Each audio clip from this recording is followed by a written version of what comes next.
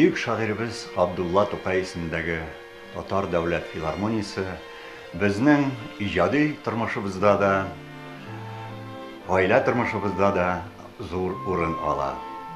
Чөнки 1969 елда безне конкурс аша үткәч Татарстан дәүләт филармониясына эшкә алдылар һәм Мәскәүдәге Бөтен Россия эстрада студиясенә укырга җибәрделәр. Анда без таныштык, кавыштык, яратыштык, дәвамында өйләнештек һәм хәзерге мизгелләргә кадәр без бергә бу тормышта. Шуңа күрә без филармониягә рәхмәтлебез һәм әлбәттә ул чакта филармониянең сәнгать җитәкчесе булган Мәхмүт ага Нигъмәтҗановка без рәхмәтлебез. Чөнки ул безне күзәтеп торды гомер буе. Безнең иҗатыбызны да күзәтеп, ярдәм итеп торды. Аңа рәхмәт, филармониягә рәхмәт. Һәм инде әлбәттә безнең барлык иҗади тормышыбыз филармониядә үтте. Анда инде әлбәттә эстрада артистның гастрольләре, авыллар, шәһәрләр, илләр дә булды. Безнең иҗади тормышыбызда да күп кенә чит илләрдә дә без татар эстрада сәнгатен күрсәтә алдык. Күп кенә кешеләр белән таныштык, үзебезне дә күрсәтә алдык.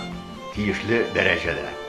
Без бик шат шулай иҗатта гомеребез үткәндә һәм хәзердә иҗатыбыз дип әйтим икән безнең дәвам итә. Безнең элемтә Татарстан дәүләт филармониясе белән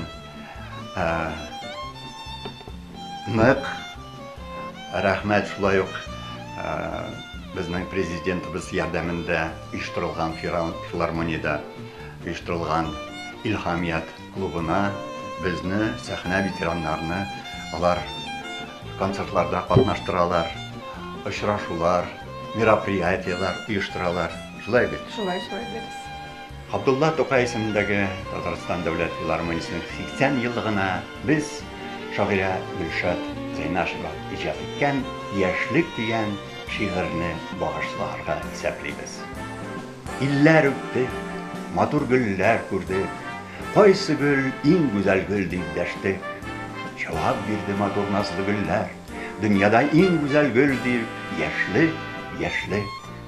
Матур җыр яңгырый, моң агыла, кемнәр шулай җырлый дип дәштек. Җавап бирде көчле шат авазлар, шулай матур җырлый дип, яшьлек, яшьлек. Юбилеең белән сине, филармониябез!